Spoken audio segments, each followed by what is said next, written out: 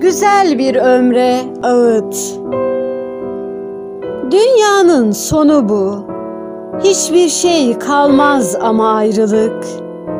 Orada bir mezar kazacağım. Yırtık bayrağınla taşı sarılı ve sonra hoşça kal diyeceğim. İstilalar çağı geçmiş, yoldaşlar da ölmüşler ve yine öksüzüz biz. Ne yapabilirim mezarının üzerine 2 çiçek koymaktan ve ayağımı bağlayan zincirleri koparmaktan başka? Seni izledim düşün başlangıcından beri. Çaresizliğin başlangıcından bitişine kadar. Yerine getirdim sorumluluklarımı ve izinden ilerledim bir imkansızdan diğerine. Gözlerinin rengini görmeyi arzulamadım ya da kaldırmayı peçeni. Kendi kanımı izledim.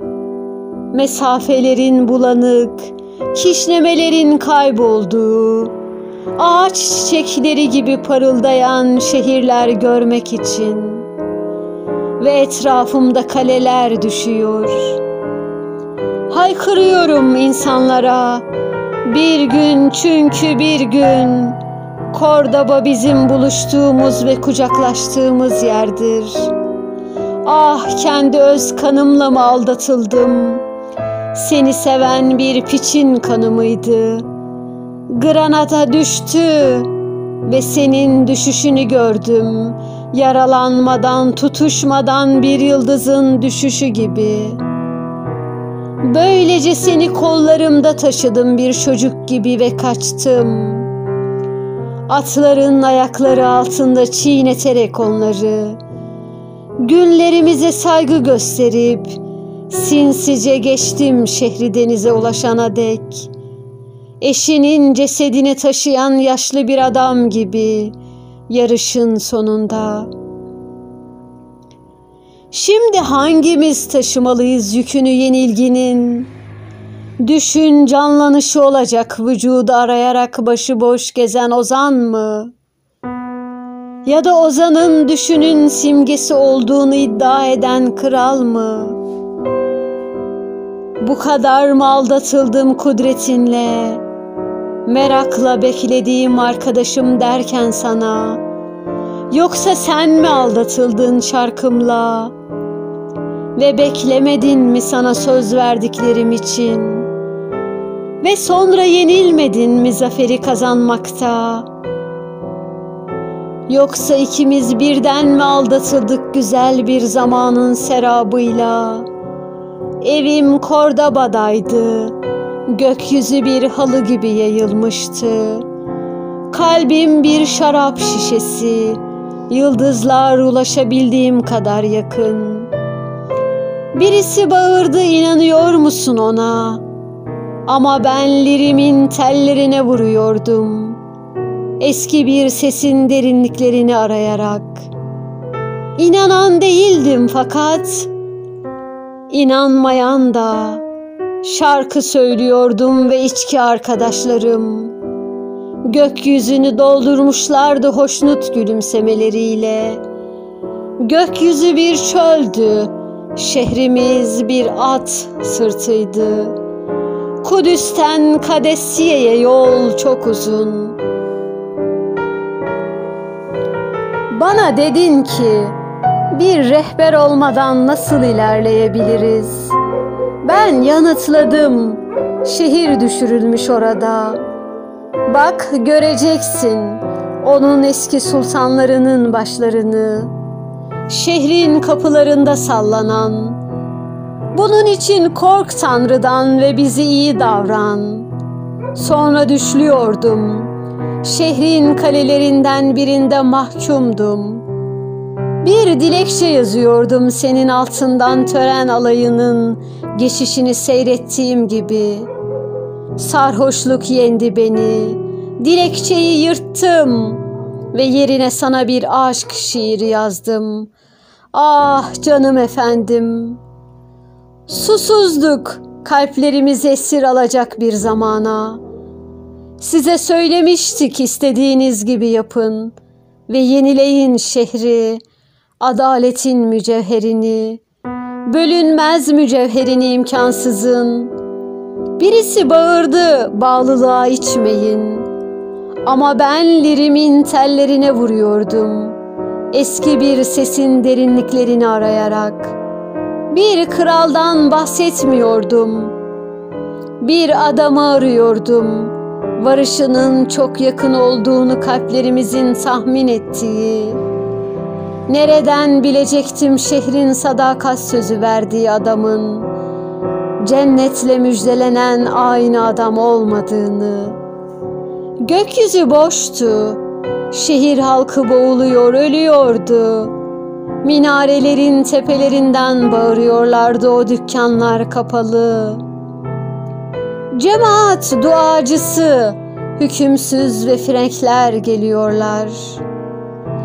Öyleyse koş kurtuluş için koş. Şehrin terasında duruyordum ve seyrediyordum onu, sapsarı kesilmesini kollarımın arasında bir çocuk gibi. Camilerin etrafında uçuşan tozlarla karışan gözyaşlarını. Ben onun doğduğu günden beri uyakları ve onun boynunun çevresinde bir daire şeklini alan gerdanlığın fısıltılarını arayan aşık. Kayboldum orada, yolumu bulmaktan aciz. Bir ölüm olabilir miydi, yoksa bu onun gerçek doğuşu mu? Kim tanıklık edebilir, ben değil. Daha önce tanıklığa öykünmedim hiç. Ya katilim ya da maktul. 20 ölümde öldüm ve tükettim 20 yaşamı. Mevsimlerin ruhuyla dost oldum. Senin zamanların tükenecek fakat ben devam edeceğim şarkılar söylemeye. Gelecek olanlar için. Böylece Kordaba yeniden alınacak ve caiz olacak şefaat. Birisi bağırdı, özbenliğini koru. Oysa Kordaba'nın kanları içinde yaralandım ben. Geçerek zor bir çocuk doğumunun acılarını lirimin tellerine vuruyordum. Eski bir sesin derinliklerini arayarak. Bağırdın bana, şehrin beklediği adam değil miydin? Sen değil miydin? Sahi hiçbir şeyi sorma bana. Daha önce tanıklığa hükünmedim hiç. Ya katilim ya da maktul. Ben bir aracıyım kanın ertesinde. İmkansızın mücevherini arıyorum. Evim Kordaba'daydı. Lirimi sattım ve boğazları geçtim Mekke'ye doğru. Yol harikaydı. Yalnızdım ama kendi ülkemin özelliklerince yönlendirildim. Muhammed minarelerin üzerindeydi. Tutunuyordu keskin uçlarına hilalin. Yolumu aydınlatmak için frenklerin atlarını durduruyordu. Onların tepelerin üzerindeki yeşil ağaçlara dönüştürüyordu. Düşlüyorum şimdi. Evim Granada'daydı. Yiyecek almak için sattım lirimi.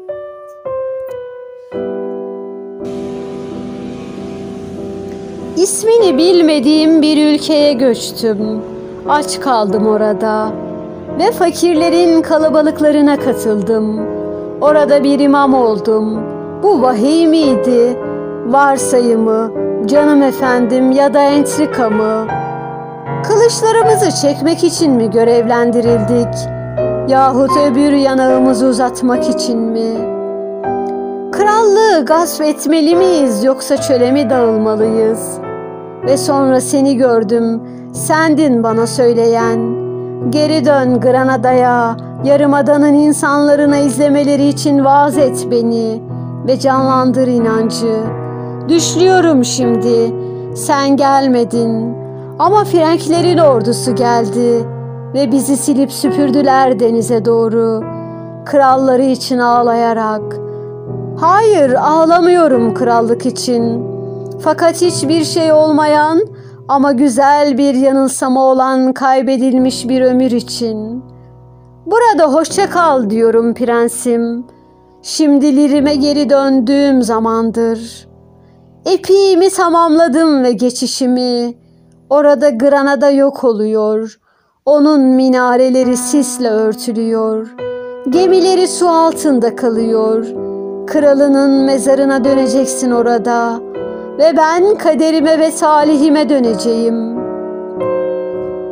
Kim bilebilirdi şimdi hangi ülkede öleceğimi ve hangi ülkede yeniden canlanacağımı. Kayboldum bir ülkede, kayboldum imkansız tarihimin ve yeniden kazanılmış tarihimin arasında. Kendi öz kanımın içinde felaketimi taşıyarak, günahımı ve yıkılışımı taşıyarak, olanaklı mı eski sesimi hatırlamam. Bunun için Tanrı şu küllerimin altından canlandıracak beni. Yoksa senin durduğun gibi duracak mıyım ben de? Bu yüzden Granada düşebilir okyanusun içine.